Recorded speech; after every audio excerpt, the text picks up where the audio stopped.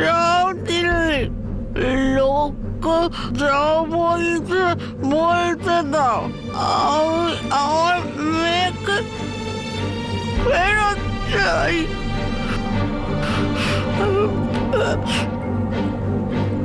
আমার চিন্তা করো না, এখানে আমি সামলে নেব। চলো আব্বু, সোফিয়াকে ওই অবস্থায় কি করে ছাড়বো? ও আমাদের জন্য অপেক্ষা করছে, সেই জন্যই তো আমাদের খবর পাঠিয়েছে। ওকে আমাদেরই বাঁচাতে হবে।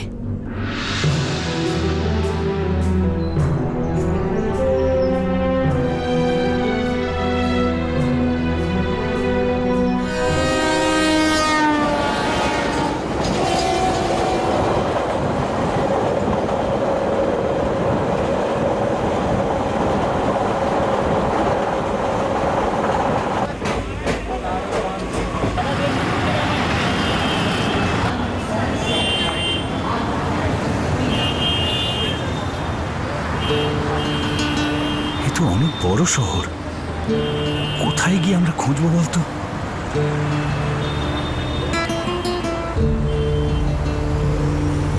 ওখানে জিজ্ঞাসা করি। হ্যাঁ চলো ওদিকে যাই।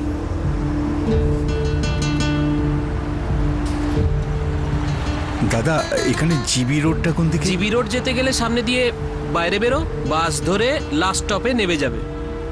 কত নম্বর বাস যাবে সে জানি না, ওখানে কাউন্টার আছে, ওখানে জিজ্ঞেস করে নাও।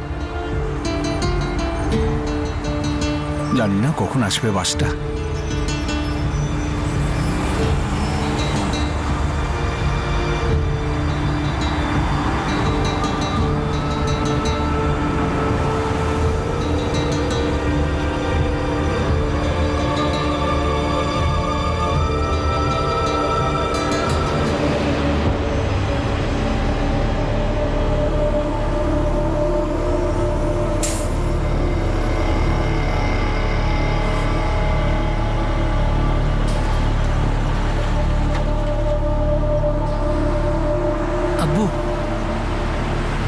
এই জায়গাটা তো বিশাল বড়। লোকটা তো ফোন করে বলেছিল যে সোফিয়া এখানকার কোনো কোঠাতে আছে।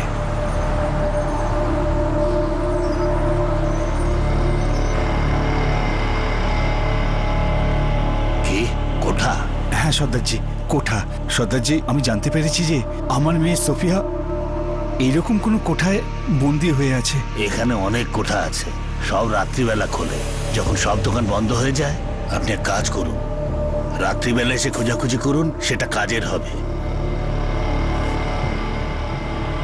ঠিক আছে।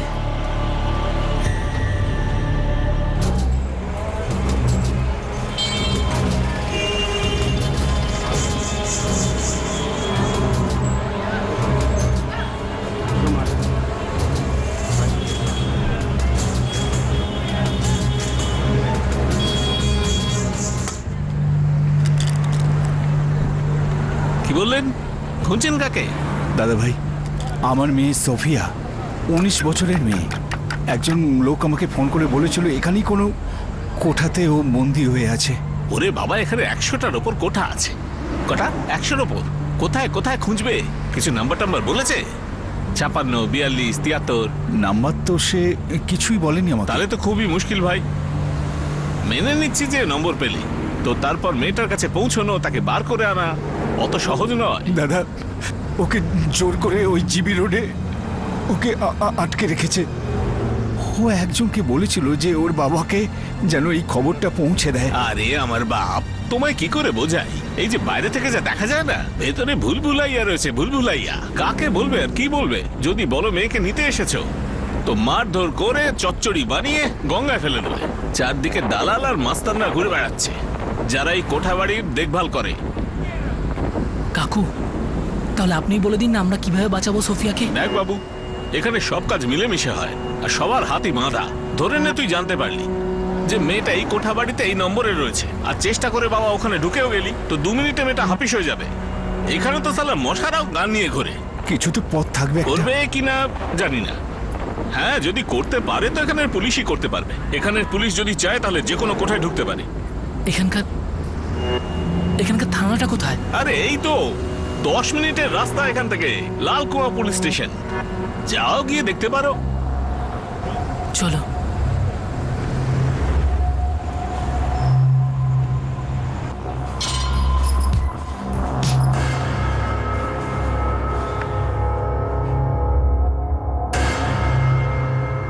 সোফিয়া সুলেমান।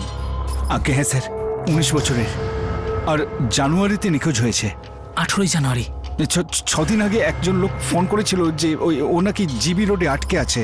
আমরা গ্রামের থানায় গিয়েছিলাম, তো ওনারা বললেন যে অপরাধ দিল্লিতে হয়েছে, রিপোর্ট এখানে লেখাতে হবে। সেটা তো ঠিকই, কিন্তু আপনারা ভুল জায়গায় এসেছেন। এই জিবি রোডের যে এলাকাটা সেটা আমাদের থানার আন্ডারে পড়ে না। এটার জন্য আপনাদের কমলানগর মার্কেট পুলিশ স্টেশনে যেতে হবে, আর ওখানে রিপোর্টটা লেখাতে হবে। স্যার অনেক দূর থেকে এসেছি, আমরা জানি না যে কোন থানা কোন এলাকায় পড়ে। আমার মেয়ে 3 মাস হলো নিখোঁজ হয়েছে, জানি না ওর উপর কি ঝড় বয়ে গেছে।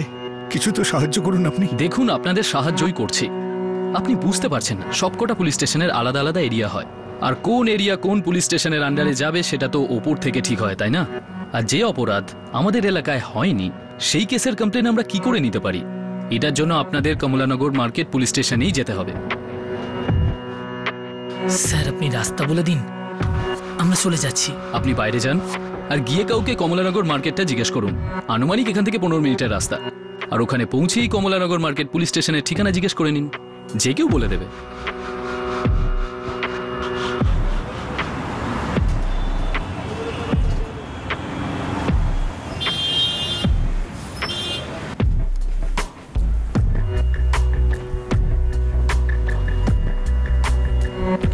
দেখুন, জিবি রোড অনেক বড় এলাকা, এখানে 100টার থেকে বেশি কোঠা আছে। স্যার ওই দোকানদার আমাকে বলেছিল যে আমরা তো ওখানে ঢুকতেই পারবো না। শুধুমাত্র আপনারাই ওখানে তল্লাশি করতে পারবেন। 100-র বেশি কোঠা আছে ওখানে, তাও আবার গায়ে গায়ে। আমরা এক জায়গায় রেড করব তো খবর সব জায়গায় ছড়িয়ে যাবে, আর যদি আপনার মেয়ে ওখানে থেকে থাকে তাহলে তাকে লুকিয়ে ফেলবে। এরকম ভাবে তো কোনোদিনও পাওয়া যাবে না। তাহলে স্যার আমার মেয়েটাকে কেমন করে খুঁজে পাবো বলুন তো? আপনাদেরই যদি এত সমস্যা হয়, আমরা কি করে খুঁজে পাবো বলুন তো? আর কিছু করার কথা ভেবেও না, আত্মহত্যা করার মতো ব্যাপার হবে সেটা। যদি ওরা জানতে পারে যে তুমি তোমার মেয়েকে খুঁজছো, তাহলে ওরা তোমাদেরকে প্রথমে মারবে, তারপর তোমার মেয়ের অবস্থা আরো খারাপ করে দেবে। তাহলে আপনারাই কিছু করুন না। আমার বোনের বয়স মাত্র 19 বছর, ও ওখানে আটকে আছে। যেমন করে হোক ওকে বাঁচান স্যার, দয়া করুন স্যার আমাদেরকে। দেখুন, আমরা এটা নিয়ে তদন্ত তো করতে পারি, কিন্তু তার জন্য এফআইআর দরকার। এফআইআর? সেটা কি স্যার? First information report. কেসটা যে থানার আন্ডারে হয়েছে সেখানকার অভিযোগের একটা কপি। আপনারা পশ্চিমবাংলার গ্রামের থেকে এসেছেন না? মেয়েটা ওখান থেকেই নিরুদ্দেশ হয়েছে, তো সেই গ্রামের থানার এফআইআর এর কপি লাগবে। ওখানে আপনারা রিপোর্ট করেছিলেন তো? ওখানে তো আমরা অনেক ঘোরাঘুরি করেছি, কিন্তু কিচ্ছু করেননি ওরা। কিন্তু তোমরা এফআইআর নিশ্চয়ই করেছিলে। গিয়ে খোঁজ নাও, কপি নিয়ে এসো, তারপর আমরা কাজ শুরু করব।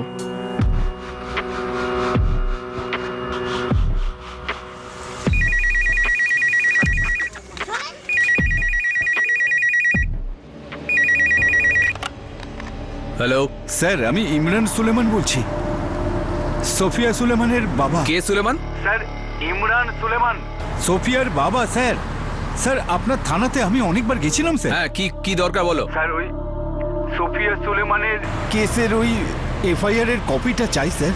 কি কেস ছিল? জানুয়ারি মাসে গাঁ থেকে উধাও হয়েছিল স্যার। সরকারবাবু আর চ্যাটার্জি বাবু সব জানেন স্যার, ওনাদের সাথে অনেকবার দেখা করেছি। এফআইআর নাম্বার বলো। নাম্বার? স্যার নাম্বার তো আমি জানি না স্যার, আমি জিজ্ঞাসা করিনি স্যার। আমি এই সময় দিল্লিতে আছি। সরকারবাবু আর চ্যাটার্জি বাবু বলেছিলেন দিল্লিতে গিয়ে রিপোর্ট করতে হবে স্যার। এখানকার থানার লোকেরা বলছে যে ওখানকার এফআইআর এর কাগজটা চাই স্যার। দেখো ভাই, হয় এফআইআর নম্বর বলো, নয় পরে ফোন করো। ততক্ষণ আমি স্যারের সঙ্গে কথা বলে দেখছি। স্যার স্যার আমি কি হলো?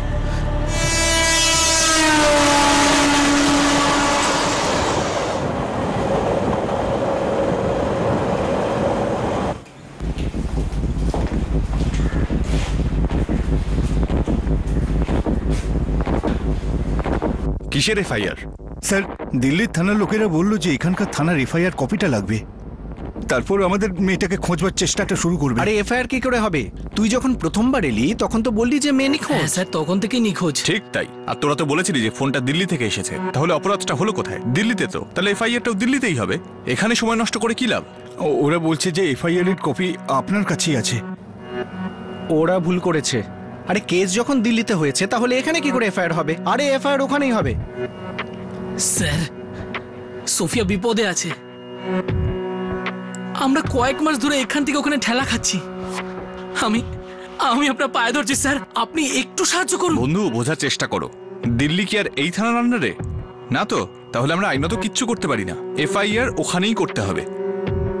তোদেরকে ওখান থেকে ভুল বোঝানো হয়েছে।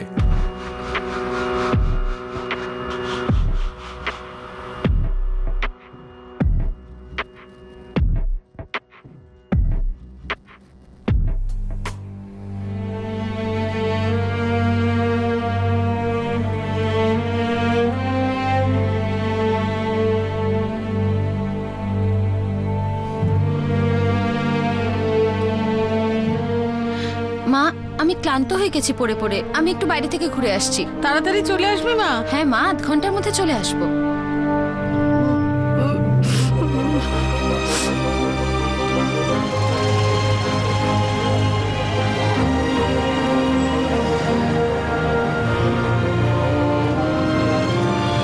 একদিকে যখন সোফিয়া দেহ ব্যবসার জালে ফেঁসে গিয়ে যন্ত্রণা ভোগ করছিল, তেমনি অন্যদিকে তার বাবা আর দাদা তাকে ছাড়াবার জন্য দরজায় দরজায় ঘুরছিল।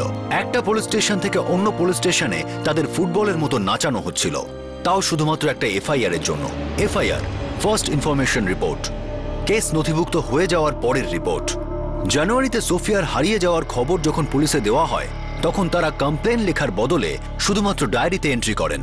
3 মাস পর দিল্লিতে একটা পতিতা পল্লীতে সোফিয়ার আটকে থাকার খবর যখন পাওয়া যায়, তখন দিল্লি পুলিশ ও সোফিয়ার বাবার কাছে বেঙ্গল পুলিশের কাছে লেখানো এফআইআর এর কপি চেয়ে এই কেসের থেকে নিজেদের দায় মুক্ত করে। সেই রিপোর্ট, যা কখনো লেখাই হয়নি। এমন মনে হচ্ছিল যেন সোফিয়ার সঙ্গে যা ঘটেছে তা আইনের রক্ষাকর্তা সমস্ত আধিকারিকদের ধরাছোঁয়ার গণ্ডির বাইরে ছিল, আর সেটাই চলছে। আর কেউ কোনো দায়িত্ব নিতে রাজিই ছিল না। যেটা হচ্ছিল সেটা বেআইনি ছিল। একজন সাধারণ মানুষের জিরো এফআইআর বা কন্টিনিউইং অফেন্সের এফআইআর সম্পর্কে খবর নাই জানা থাকতে পারে, কিন্তু পুলিশও এই ব্যাপারে কিছুই জানে না। সেটা খুব অদ্ভুত লাগে না? জিরো এফআইআর এর মানে হলো এফআইআর যে কোনো থানায় নথিভুক্ত করা যেতে পারে, তা সেই অপরাধটা সেই থানার অধিকারের সীমার অন্তর্গত না হলেও, আর তারপরে সেটাকে সঠিক থানায় ট্রান্সফার করা যেতে পারে। যদি অপরাধ অনেকগুলো জায়গায় হয়ে থাকে তাহলে তাকে কন্টিনিউইং অফেন্স বলা হয়। ক্রিমিনাল প্রসিডিওর কোর্টের অন্তর্গত এই রকম অভিযোগ দুটো জায়গাতেই দায়ের করা যেতে পারে। যেমন এই কেসটাতে এফআইআর দিল্লি আর বেঙ্গল দুই জায়গার পুলিশ স্টেশনেই নথিভুক্ত করা যেতে পারত।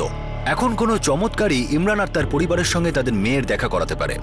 চমৎকার তো হয়নি, কিন্তু সামনে এলো একটা ছোট্ট আশার কিরণ।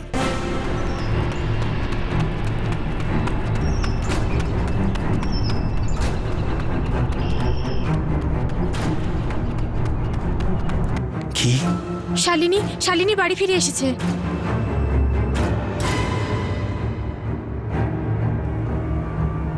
কিন্তু এতদিন ও ছিল কোথায় কাগলি? শুনেছি দিল্লিতে ছিল, কোনো জিবি রোডে থাকতো।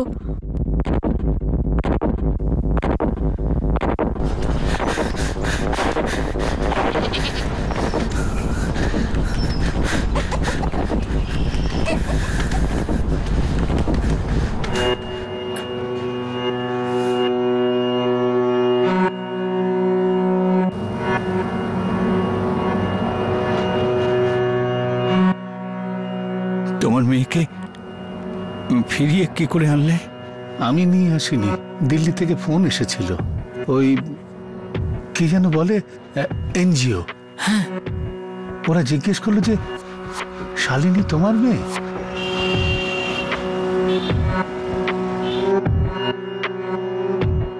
আপনার নাম সোমনাথ হালদার? হ্যাঁ হ্যাঁ স্যার। আপনি কে? শালিনী হালদার আপনার মেয়ে? শালিনী? হ্যাঁ স্যার, আমার মেয়ে ডিসেম্বর থেকে নিখোঁজ। ও এখন আমাদের কাছে আছে। আপনি এক্ষুনি দিল্লি চলে আসুন, আর সাথে কিছু পরিচয়পত্র নিয়ে আসবেন ওর।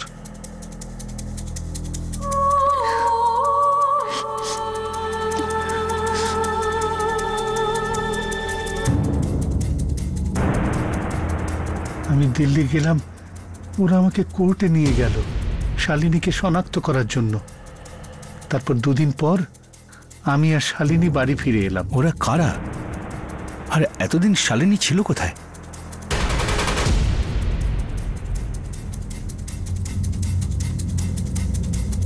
ওই দিন মুদিখানা থেকে জিনিস কিনে আমি বাড়ি ফিরছিলাম। এর মধ্যে কি হলো কিছু জানতে পারলাম না। আমি তো কিছু বুঝতেই পারলাম না।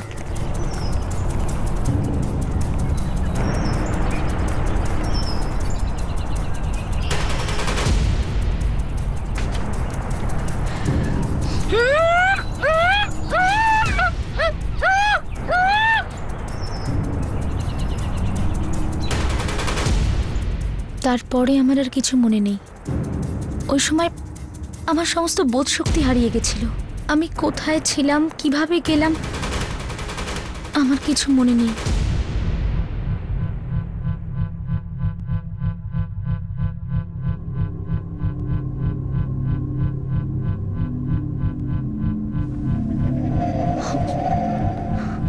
কতগুলো দিন কেটে গেছে, কিচ্ছু বুঝতে পারছিলাম না।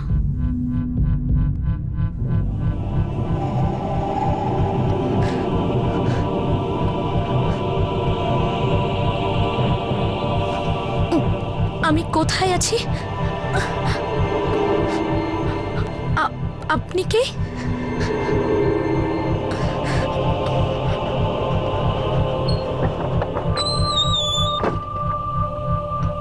কোনো উত্তর পাইনি, শুধু শুনেছিলাম ওখানেই কাজ করতে হবে।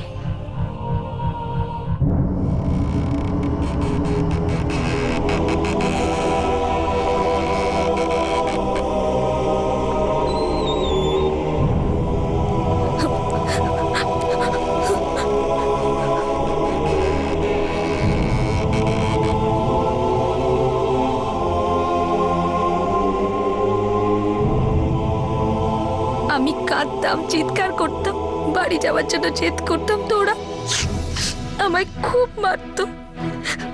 1 মাস হয়ে গেল। তারপর বুঝতে পারলাম যে আমি দিল্লিতে রয়েছি, একটা কোঠায়, জিবি রোডে।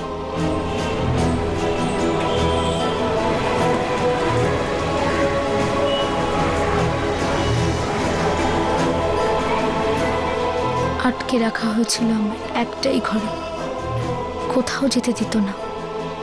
সবকিছু ওই একটাই ঘরে, খাওয়া দাওয়া, ঘুম, বাথরুম। প্রতিদিন একের পর এক পুরুষ আসত।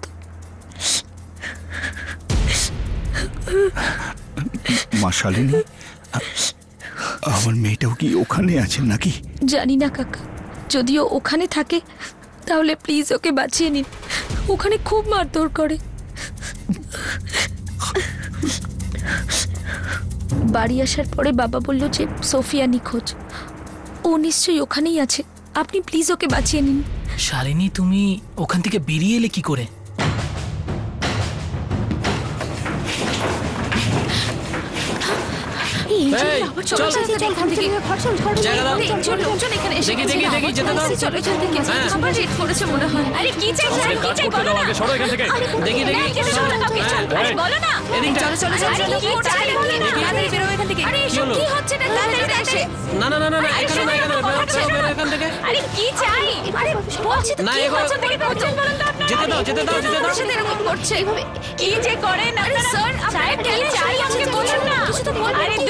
ঠান্ডার টাইমে এসে সব বরবাদ করে দিচ্ছে। কিছু বুঝতে পারছি না, কি যে করছেন আবার? ধরবেন না, আরে সব করছেন। আরে বাবা, আমাকে বলো না কি চাই? কি খুঁজছেন সেটা তো বলবেন। খুঁজলে পাবেন নাকি? আমাকে খুঁজে বেড়াচ্ছে, ওসব জায়গায় কিছু নেই। আরে এখানে কিচ্ছু নেই, ভুলভাল কিচ্ছু নেই এখানে, বলছি তো। এখানে আমরা তো কিছুই বুঝতে পারছি না এখানে কি হচ্ছে। আরে আরে দেখো এই বাবা এগুলোকে কি করে দিল। কেউ আছে ভেতরে? আরে সাহেব, শুধু পুরনো জামা কাপড় আছে, আর কিছু নেই। শর্মা, হ্যাঁ ভাঙো এটা। আরে সাহেব, ওতে কিচ্ছু নেই। করো। আরে শুধু ওতে পুরনো জামা কাপড় আছে, ওতে কিচ্ছু নেই। আর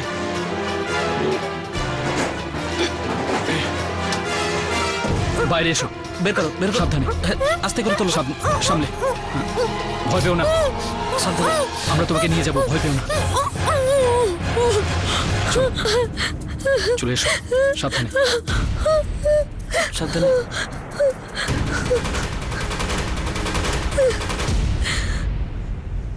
একদিন রেড হয়, একটা সংস্থা আছে, একটা এনজিও যেটা আশুতোষ বাবু চালান, উনি আমাকে বাঁচান। মা শালিনী, তাহলে কি ওরা আমাদেরও সাহায্য করবেন? আপনি ওনার সাথে কথা বলে নিন। আশুতোষ বাবু ওনার নাম্বার আমাকে দিয়েছেন, বলেছেন যদি কোনো দরকার পড়ে তাহলে যেন ফোন করি।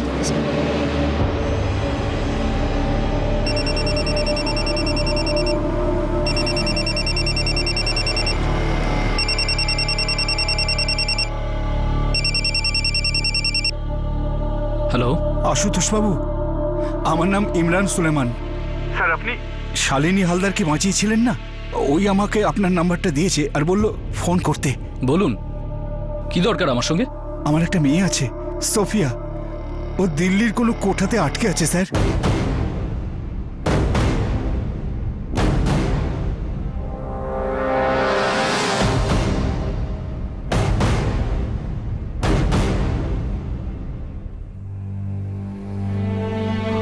আমার মেয়েকে তুমি নিয়ে এসো। তুমি আমার যেটা করো না, এটা দিন হয়ে গেল। জানি না কি অবস্থায় আছে আমার মেয়েটা।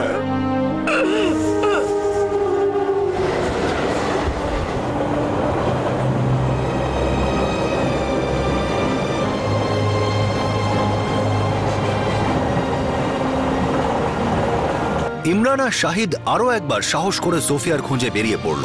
একটা এনজিও ছিল যারা কিনা আগেও এরকম দেহ ব্যবসায় আটকে থাকা মেয়েদের মুক্ত করেছিল। তারা এবার দায়িত্ব নিল একজন মেয়ে আর একজন বোনকে তার পরিবারে ফিরিয়ে দিতে।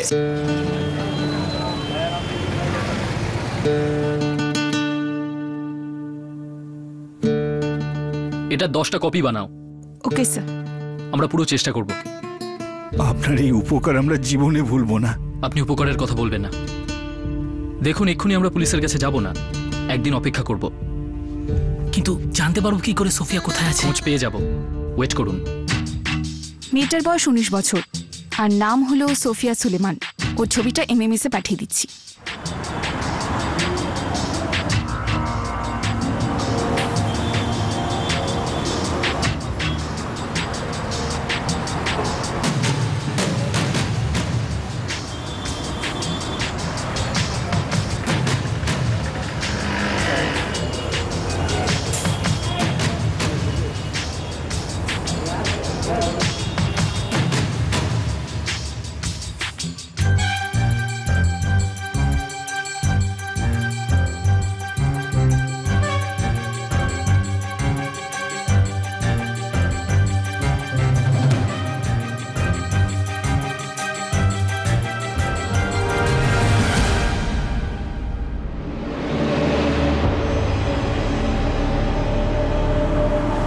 পাক্কা তো বলতে পারছি না, তবে হতে পারে 71 নম্বরে আছে। হতে পারে তার মানে এটা কি? দেখুন 99% তো এটাই হবে। 1%-এর জন্য শেয়ার হতে পারছো না কেন? দেখুন, এটা তো পাক্কা যে ওই মেয়েটাকে এখানে আনা হয়েছিল, কিন্তু এখনো এখানে আছে কিনা সেটা বলতে পারবো না। প্রত্যেকটা ঘরে গিয়ে আমরা চেকও করেছি, আলাদা আলাদা লোকও পাঠিয়েছি। এর থেকে তো আমরা বেশি কিছু করতেও পারি না ম্যাম। এই জন্য মনে হচ্ছে 1% নাও হতে পারে, কিন্তু সেখানে থাকাটা তো উচিত। এবার আপনি দেখুন।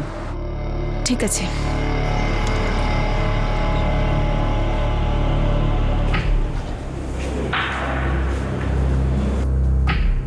স্যার, এরা হলো সোফিয়ার বাবা আর ভাই। তা কবে রেড করবে? আজকে দুপুরে স্যার, একদম হঠাৎ করে। রাতে করতে পারবো না, কারণ তখন খুব ভিড় হয়ে যায়, আর যদি ওরা জেনে যায়। ঠিক আছে, আমি তোমাকে একটা টিম দিয়ে দেবো। স্যার, একটা নতুন টিম দেবেন প্লিজ। আশপাশের পুলিশ স্টেশন থেকে যেন কেউ না আসে। আমি আর আমার টিম আগেরবারের মতো রেডি থাকবো। আর একটা অনুরোধ আছে, রেডের কারণ আর লোকেশন কাউকে বলবেন না।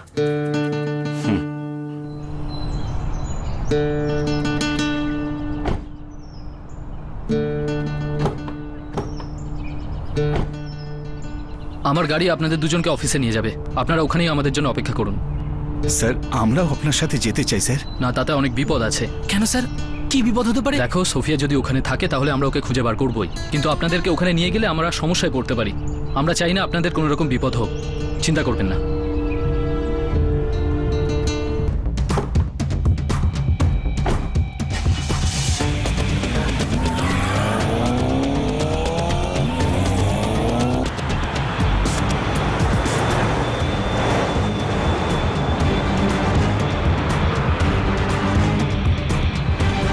আচ্ছা আমরা যাচ্ছি কোথায় আর কাকে উদ্ধার করতে হবে? আপনি আগে চলুন, গেলেই আপনি সব বুঝতে পারবেন।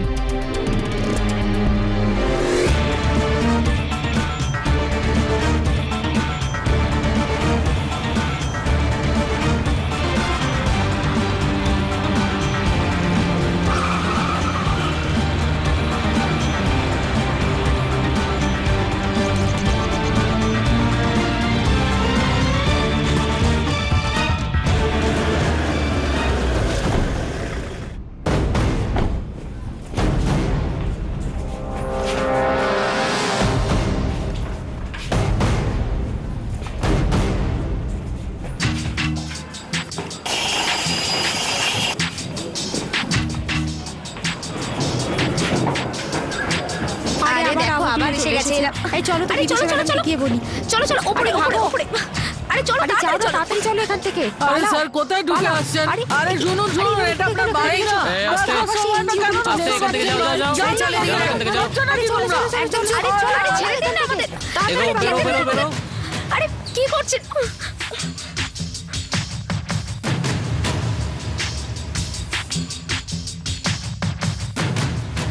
সব এদের মধ্যে কেউ সোফিয়া নয়।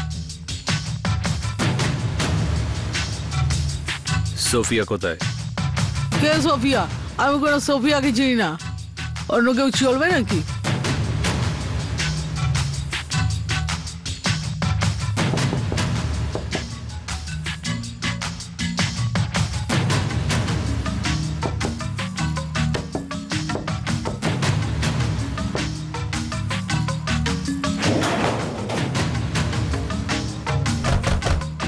আরে স্যার বললাম তো কোনো সোফিয়া টোফিয়া নেই। আপনি নিশ্চয়ই কোনো ভুল খবর পেয়েছেন। সব পাওয়া যায়নি। স্যার নদিমা বলছিল 1% চান্স আছে যে সোফিয়াকে এখান থেকে সরিয়ে নেওয়া হয়েছে।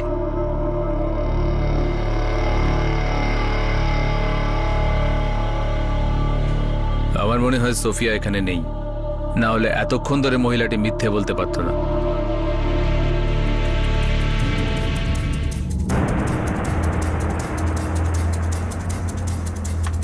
আশুতোষ স্যার, ওদিকে দেখুন।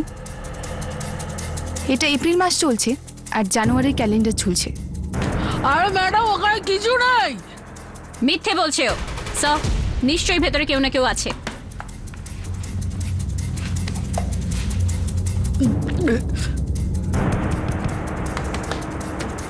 সিল প্রুফ বানানো, এটা ভাঙতে হবে। Yes sir. টেবিলটা সরো।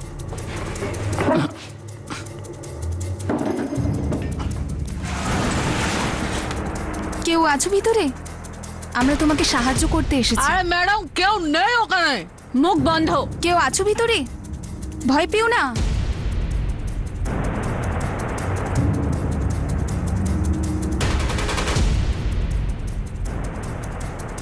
স্যার, কেউ ভিতরে আছে। তুমি কি আমাদের কথা শুনতে পাচ্ছ? জোরে বলো।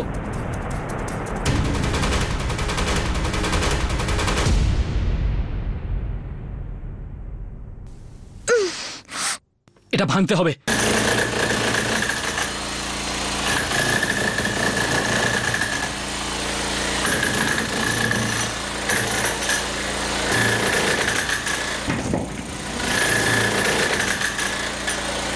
একটু সাবধানে, যেন এই দিকটায় পড়ে। দেখে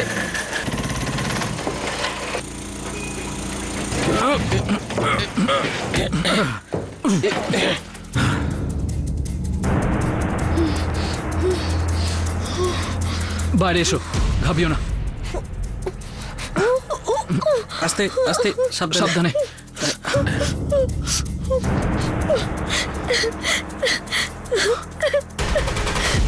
আমি তো বলেছিলাম সোফিয়া এখানে নেই। তোমার নাম কি বাবু? কুম আমাকে বাঁচান, আমি কিছু করিনি।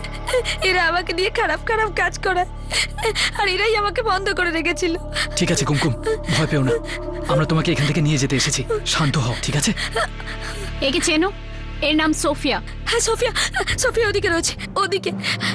এরা আমাদের দুজনকে বন্ধ করে রেখেছে। এই কিছুক্ষণ আগে সোফিয়াকে ওদিকে বন্ধ করে রেখেছে আর আমার এদিকে।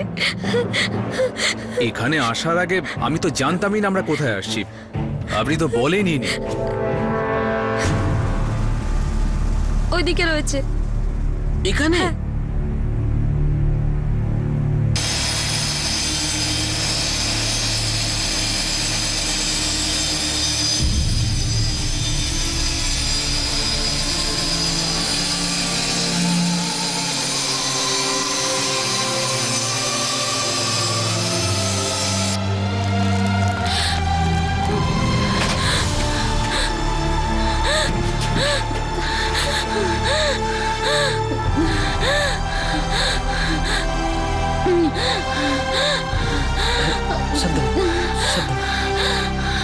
সাবধানে।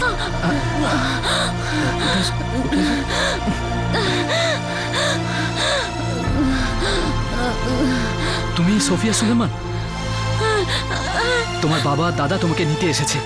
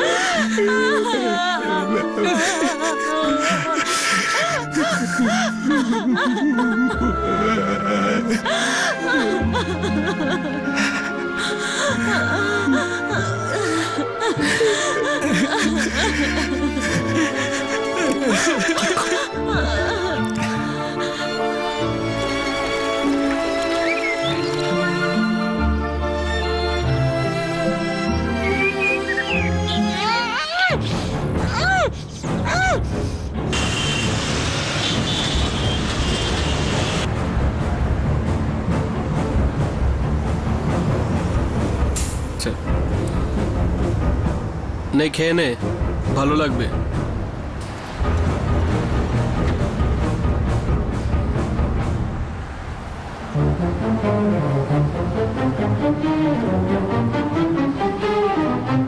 চানাচুর চানাচুর ঝালমুড়ি আছে, চানাচুর চানাচুর ঝালমুড়ি খাবেন দিদি আসুন, দাদা আসুন, চানাচুর ঝালমুড়ি, চানাচুর চানাচুর, দাদা আসুন, চানাচুর ঝালমুড়ি।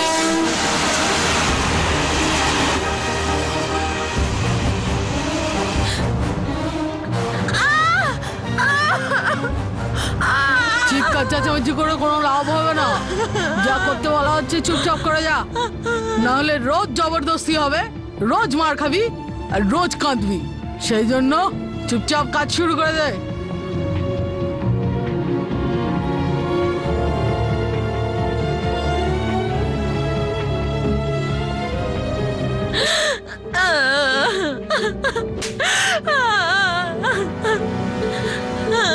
আমাকে মেরো না, আমাকে ছেড়ে দাও, আমি এইসব করবো না। আমি আমার মা বাবার কাছে গ্রামে ফিরে যাব। আমাকে যেতে দাও, আমাকে ছেড়ে দাও।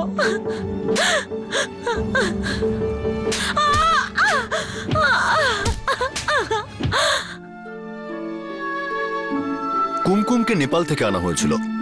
এত বছর আগে যে ওর পুরোপুরি মনেও নেই ও কোথায় থাকতো, আর এখন ও একটা অনাথ আশ্রমে আছে।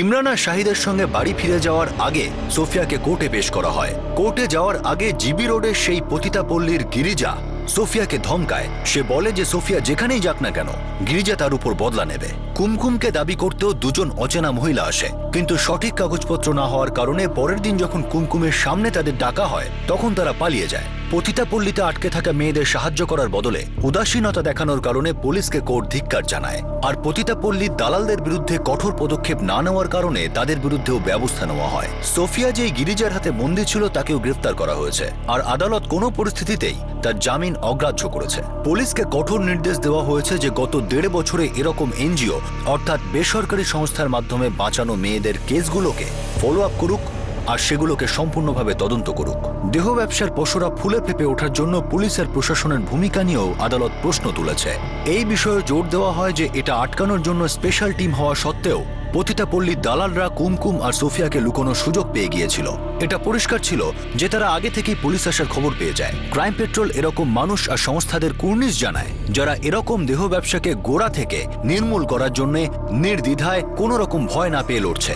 দেহ ব্যবসার সঙ্গে যুক্ত আর তাদের সাহায্যকারী এসব সরকারি ডিপার্টমেন্টের বিরুদ্ধে কঠোর থেকে কঠোরতম ব্যবস্থা নেওয়া উচিত। আইন আরো কঠিন হতে হবে। প্রশাসনের মধ্যে সেই সব লোকেদের খুঁজে বার করতে হবে যারা এই অপরাধকে এড়িয়ে যায়। এরকম অপরাধ বন্ধ করার জন্য প্রশাসনকে আরো বেশি সংবেদনশীল আর আরো শক্ত হতে হবে। কিন্তু এইটুকু চাওয়া কি অনেক বেশি আশা করা হয়ে যাবে? আপনাদের সাথে আবার দেখা হবে ক্রাইম পেট্রোল দাস্তাকে আরো একটা নতুন কেস নিয়ে। ততক্ষণ নিজের খেয়াল রাখবেন, সুরক্ষিত থাকবেন, আর সব থেকে দরকারি সতর্ক থেকে একজন ভালো নাগরিকের দায়িত্ব পালন করবেন।